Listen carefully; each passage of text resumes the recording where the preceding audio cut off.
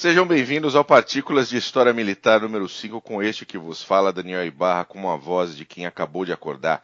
Sim, eu acabei de acordar, são 6 horas da tarde, e eu estava dormindo levemente, tranquilamente, quando resolvi levantar para fazer um xixi e vi a mensagem do Mac dizendo: Ô Bu, hoje tem gravação. Olha que maravilha. Boa tarde, Mac. Boa tarde, saudações cavalarianas aos nossos ouvintes. Seja de manhã, de tarde ou de noite, estamos na área. Cara, é muito bom isso, porque eu acabei dormindo à tarde, porque ontem fiquei no churrasco, enchendo a cara. É justo. Acordei às 20 para 7 da manhã, não sei porquê, porque não tinha porra nenhuma para fazer hoje. Estamos gravando, hoje é feriado, sexta-feira santa. Exatamente. E resolvi dormir à tarde, daquela cochiladinha, né? Que eu nunca faço. Não, mas é bom, feriado é bom pra isso, né? Tá sexy, pra mudar a rotina. Tá. É. Que bom.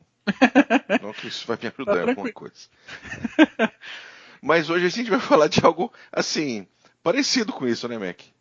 Pois é, derivado, ou associado pelo menos. Ou a gente separou aqui 7 vezes que o álcool decidiu o curso de batalhas ou de carreiras na história militar mundial. Bem bacana. Interessante. Só comentando com o nosso ouvinte, no dia 6 de maio vai ter uma grande festa na Escola Preparatória de Cadetes do Exército. Vai ter um tributo aos heróis da Força Expedicionária Brasileira. Vai ter a presença do pessoal de preservação das viaturas militares de São Paulo, pessoal do grupo de reencenação histórica Dogs of War, e o Clube dos Generais vai estar lá também, junto com o Somnium, apresentando Wargames para o pessoal que tiver que comparecer. Então, você, meu amigo que gosta de história militar, vem para Campinas, Escola Preparatória de Cadetes do Exército, dia 6 de maio. Vai ser uma festa fantástica, vai ter palestra com os pracinhas que ainda estão vivos, vai ter passeio com as Harleys vão fazer passeio, a criançada passeia nas viaturas militares, é show de bola. Vai ser espetacular o negócio mesmo, hein? Excelente. Muito bom. O pessoal que estiver na região, ou que não for da região, puder dar uma viajadinha para Campinas, bacana, vai ser bem legal. Muito bem, caso 1. Caso 1, já que falamos de Segunda Guerra Mundial, vamos começar por aí, né? Exatamente. Eu lendo a pauta aqui, esse Major Schmidt é um cara fantástico. Ele ajudou, né? Eu adorei. Ajudou. Então, noite de 5 para o dia 6 de junho de 44, norte da França, o Major Hans Schmidt estava ciente que um possível ataque aliado poderia acontecer. Então, ele organizou a equipe de defesa dele para fazer a segurança de 2 pontes sobre o rio Orne. E a destruição das pontes era só questão de uma ordem direta dele, nada de consultoria de generais, ligar para alguém, não. Entendi. Situação dele, terreno dele, decisão dele. Ou seja, o que ele ia fazer era destruir as 2 pontes e impedir o avanço aliado, né? Pelo menos ali naquela região. Exatamente. E impedindo o avanço, possibilitando de repente um contra-ataque do outro lado da ponte, que uma ponte no chão é todo um trabalho, né? De atravessar o rio, deixar as tropas vulneráveis, tropas atacantes vulneráveis. Tudo tranquilo, tudo muito bom, tudo muito simples, caso ele não tivesse enchido a cara. Ai, que maravilha. Pois é, nessa noite ele resolveu dar uma voltinha com a namorada dele e bebeu um pouco a mais. Ou teve a cerveja sabotada por algum François no bar que ele foi. De qualquer forma, assim que ele voltou parcialmente à própria consciência, ele resolveu voltar ao local onde já estava acontecendo a batalha entre os britânicos e os alemães. Aí que ele estava numa pressa, e provavelmente o motorista dele não estava muito bem também, alcoolicamente falando, eles atravessaram direto pelas linhas britânicas e foram presos lá no fundo. Nesse meio de caminho, as 2 pontes foram tomadas pelos britânicos em perfeito estado de conservação, com dezenas de quilos de explosivo amarrado embaixo, só esperando um telefonema do Schmidt. Thank you very much, Schmidt. Pois é. Facilitou a vida britânica nesse Ajudou dia. Bastante. Mas os alemães, eles sabiam mais ou menos que essa invasão ia acontecer, tá? Eles, inclusive, sabiam qual era a senha para a resistência francesa de quando iria acontecer. Então a senha era uma canção chamada Canção de Outono, de Paul Verlaine, em que ela dizia assim: os longos soluços dos violinos de outono Essa era a primeira parte. Ferem meu coração com mórbida languidez. E eles ouviram isso pela BBC, porque a BBC Internacional que fazia a transmissão dessas senhas, desses códigos, e sabiam que as tropas iam chegar. Não sabiam onde, né? Se era Normandia, se era Pas-de-Calais. O Hitler ficou, sei lá, um mês inteiro achando que era Pas-de-Calais, mesmo depois da invasão ter começado, o que é uma maravilha, né? Sempre bom. Até se não me engano, o Rommel tava de folga, tava em casa, não tava no front também. Tava todo mundo de folga, Ronstadt tava passeando, né? Sempre, né? É o super exército alemão que o pessoal fala. Meu Deus, super organização. Gostei do Schmidt, tá? O Schmidt é brother. Cara bom. François do Boteco, abraço. Abraço ao François do Boteco se ele realmente deu aquela batizadinha. Caso 2, já voltamos um pouquinho no tempo, né, Mac? Estamos falando de Revolução Americana, Guerra da Secessão. Exatamente. É sempre legal dar uma passadinha no 19, né? Eu gosto muito do 19. Tem bastante coisa que aconteceu para lá, e a gente não... A gente, no geral, assim, aqui no Brasil, não tem costume de investigar muito o 19, né? Bom, mas vamos lá. Primeiro dia da Batalha de Stone River, dia 31 de dezembro de 1862. As tropas confederadas atacam posições unionistas no Tennessee. Tá, isso no Ano Novo. Pois é, vê se tem cabimento isso, né? 31 de dezembro, vamos atacar o pessoal do norte. Pô, falta de respeito, né? Bom, início de batalha, milhares de unionistas capturados, quase tudo correndo como planejado pelo pessoal do sul.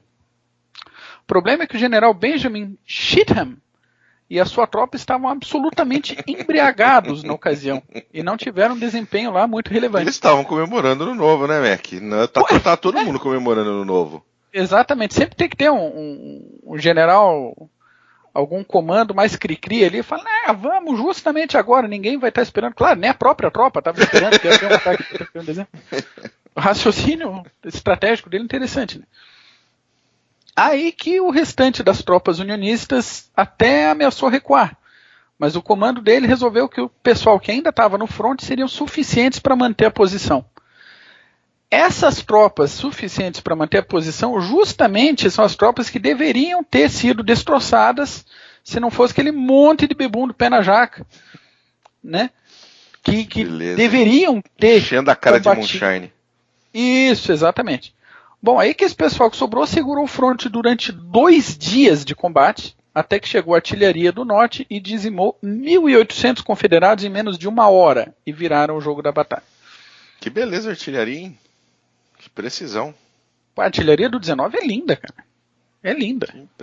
Tem cara. Desde os desdobramentos, se for ver a artilharia de Napoleão, passando pelas guerras no continente americano, e aí tanto Guerra da Secessão, Guerra do Paraguai, Guerra da Crimeia, se for ver, a sequência de desenvolvimento da artilharia no 19 é muito bacana. Mas esse general Cheatham aí era uma beleza, né? Um bonzinho, tava lá sossegado. Tava lá na dele, não queria incomodar ninguém, ano novo, né? Pelo amor de Deus. Tomando a sua cachaçinha de milho, né? Muito bom. O terceiro caso, meu amigo, continuamos na Guerra da Secessão, é isso? Positivo, o general Ulysses Grant, ele não foi um caso, né, de bebida, ele teve toda a carreira dele marcada, se não escrita, pelos seus problemas com a birita.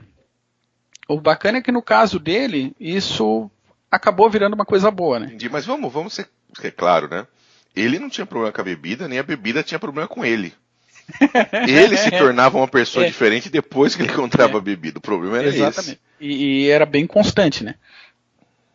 A eterna luta dele pela autodisciplina, até para regular a bebida, fez com que ele entendesse o processo disciplinar militar melhor do que a maioria dos soldados e oficiais da época dele.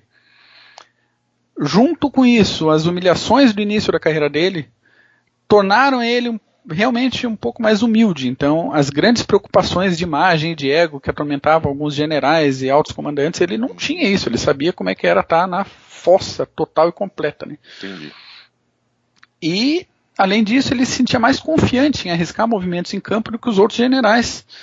esses que não arriscariam manobras por conta de possíveis consequências, arranhões à sua imagem, à sua carreira. Ele basicamente estava pouco se fudendo.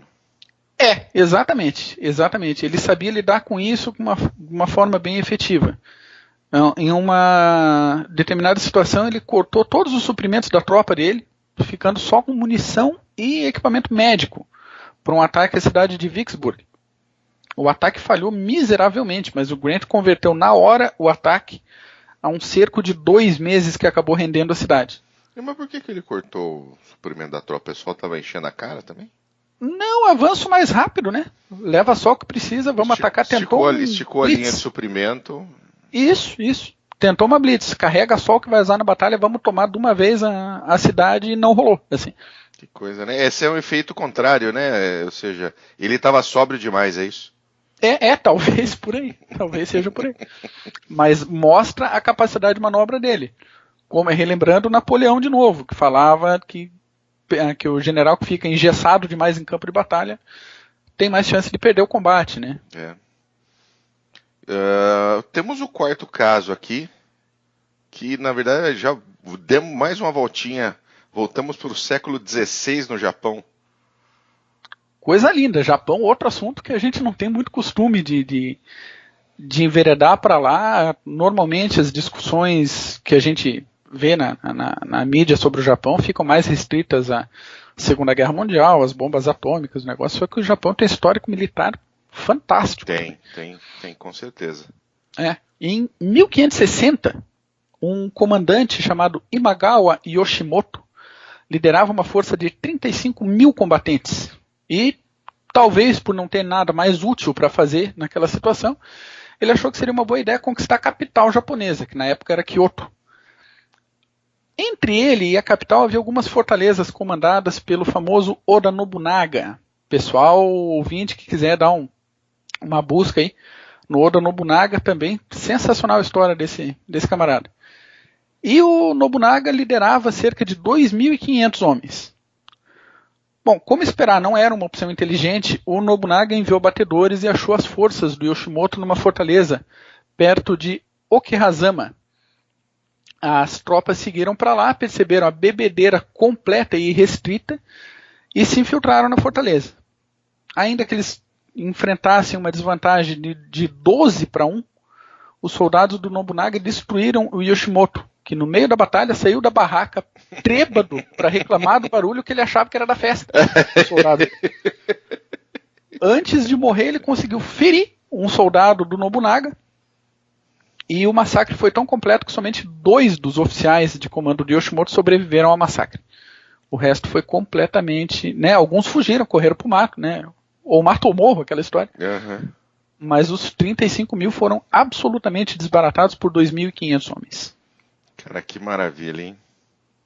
Sensacional. História militar, cara, olha, de generais.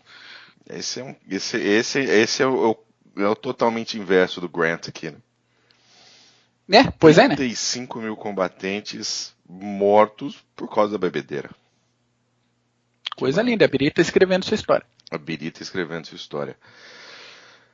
O caso 5, o sultão otomano Selim II. Na minha época, Selim é o banquinho da bicicleta, não é? O que é Selim? Costumava ser, né? Mas os otomanos, não? Bom. Fala aí, Mac. Cara, ele bebia vigorosamente. Então, o apreço dele por bons vinhos justificam popularmente a ofensiva que ele fez contra o Chipre em 1570. Vê que a gente está quase na mesma época que o Yoshimoto com o Nobunaga se pegando lá no Japão 10 anos depois aqui sim. A invasão do Chipre, né? Logo que a maioria das fortalezas cipriotas foram tomadas, uma reação ocidental se formou para tentar defender a ilha. Aí que levou 1 ano para fazer isso, mas 200 navios da cristandade enfrentaram cerca de 300 navios otomanos. E isso corresponde a gente dizer que 90% dos navios militares presentes em todo o Mediterrâneo entraram em combate nessa situação. Apesar da imensa derrota otomana no mar, o Selim II conquistou Chipre por terra. mas deve ter bebido muito mais vinho para esquecer a derrota na Batalha de Lepanto do que para comemorar a conquista de Chipre. Pois é, aí o vinho, né, a bebida serviu como motivo de invasão, não necessariamente como fator de campo. Entendi. Vou tomar um vinhozinho, já fiquei mais alegre, já tô a fim de dar uma invadidazinha no Chipre. Vamos fazer. Vamos lá, por pessoal. que não? Tem bons vinhos lá, por que não invadir aquilo lá? Para ficar tudo para mim. Que maravilha. Selim segundo, o banquinho da bicicleta. Isso me lembrou uma música. Eu queria ser um banquinho da bicicleta. Pois é. Caso 6, Idade Média, cara, século XIV, que coisa bonita. Idade Média, vamos regressando no tempo aí, cada vez mais. Rússia, né? Rússia, cara. Rússia, cara, você sabe, né? Cara, se a Idade Média já é curiosa, principalmente militarmente, na Rússia tudo fica mais divertido, né? Tudo. Então, vamos lá pro ano de 1377. Na época dos grandes warlords russos, bebedores de cerveja e hidromel, as tropas de 5 comandantes russos se reuniam à beira de um riozinho para preparar as suas defesas contra o avanço dos hunos, que se aproximavam para ampliar ainda mais as suas conquistas. E sabe como é que é, né? Às vezes a batalha demora, o pessoal não chega. Por que não tomar um golinho, né? Para esquentar. Normalmente bem frio, né? Tá na Rússia, por que não, né? E o golinho acaba e puxa outro. E mais um pouquinho mais, acaba uma garrafa, traz a outra. E entre uma garrafa e outra chegaram os hunos. A Horda Azul massacrou completamente os russos. E a tunda foi grande o suficiente para eles perderem até o nome original do rio. Né? Impressionante isso. No nome original, que ninguém mais sabe na Rússia, ficou o nome de Rio Piana, que em russo significa rio bêbado ou rio dos bêbados. Faz todo sentido. O tamanho foi o pau que eles tomaram dos hunos. Cara, nessa situação. O pessoal é bom nesse negócio de encher a cara, hein? Rússia, né? Rússia. Que impressionante. E isso me fugiu agora o nome do autor, mas esse evento está narrado num livro chamado História da Vodka. Até o nosso livreiro Vorbeck aí, de repente, pode fazer uma ação de promoção do livro, pessoal, nossos ouvintes aí. Vamos ver, vamos tentar negociar com o Vorbeck isso aí. Caso 7, último caso que nós vamos falar, é um caso fantástico e famoso, né? Famoso, talvez o mais famoso caso de bebedeira bélica da história, e não podia ficar de fora da nossa listinha. Entre registros, histórias, versos, literatura, lendas, permanece a história da Guerra de Troia. O plano era ousado, era oferecer um cavalo de madeira para os troianos e ter as tropas levadas para dentro das muralhas da cidade. Feito isso, entra o papel da birita, já que os troianos, nessa noite, puxaram o cavalo, presentão, para dentro da cidade, fizeram uma imensa comemoração, beberam até o chibu fazer bico e foram arrebentados pelos gregos sóbrios que saíram do cavalo e abriram os portões de Troia para o massacre. Uma pequena curiosidade literária para o nosso ouvinte. Sobre para quem quer ler sobre a Guerra de Troia. Normalmente a nossa tendência é ir atrás da Ilíada ou da Odisseia, que são os livros mais clássicos, né, famosos, como o início da história e tal. Sim. Escritos ou contados pelo Homero, ou compilados pelo Homero, ou por alguém que acabou sendo chamado de Homero, mas de qualquer forma. Ilíada ou Odisseia. A Odisseia narra a volta do Ulisses, né, do Odisseu, tentando chegar no reino de Ítaca, depois da guerra. São 10 anos aí. Acontece que a Guerra de Troia também durou 10 anos. Então o bicho ficou 20 anos fora. Só que a Ilíada, cara, ela não fala da Guerra de Troia. A Ilíada narra o que aconteceu num período de 50 dias durante o último dos 10 anos da Guerra de Troia. Só. O resto ou se perdeu na época ou ficou em história oral. Então, se o ouvinte quiser ler sobre o restante da guerra, tem que procurar o livro Eneida, do Virgílio, que foi escrito mais de 1000 anos depois da Guerra de Troia. Então, a Guerra de Troia ocorreu em algum momento ali entre 1300 e 1200 AC, e a Eneida foi escrita no século I, encomendada, tal. Que coisa, ou seja, muita coisa se perdeu, se alterou e... Mais ou menos, fazendo uma comparação temporal aí, é como se encomendasse um livro hoje para ser escrito sobre a geração da primeira cruzada, em 1098, É por aí. Mais até, contar 1.300 anos aí de diferença. A gente está falando de escrever sobre o século VII, século VIII, início da Idade Média, isso sem todos os recursos históricos e historiográficos que a gente tem hoje, recorrendo só à história oral. Ainda assim, é o que a gente tem sobre a Guerra de Troia, é a Eneida. Que beleza, que maravilha. Mas é isso aí, Mac. Eu acho que eu vou, inspirado aqui por esse PHM, acho que eu vou tomar uma cerveja. Pois é, né? Feriadinho, o assunto puxa, né? Uma coisa puxa a outra, por que não? Puxa. A tendência de nos invadirem é baixa. É zero. Aproveitamos. Neste momento é zero. Maravilha. Excelente PHM, Mac. Muito boa pauta que você preparou hoje. Pô, legal. Os bebuns ao longo da história, das guerras. Espero que nossos ouvintes tenham gostado tanto quanto a gente, que eu acho que você gostou. Gostei pra caramba também de levantar essa pauta. Foi bem bacaninha. Eu gostei. E a próxima gravação a gente já vai gravar o CGCast sobre Primeira Guerra Mundial, primeiro capítulo. Exatamente. Causas de diplomacia. E vai ser muito legal com o nosso querido Steiner. Vai sim. Então tá bom, meu querido. Feito, Bu. Muito obrigado. Abração. Abraço para todo mundo. Tchau.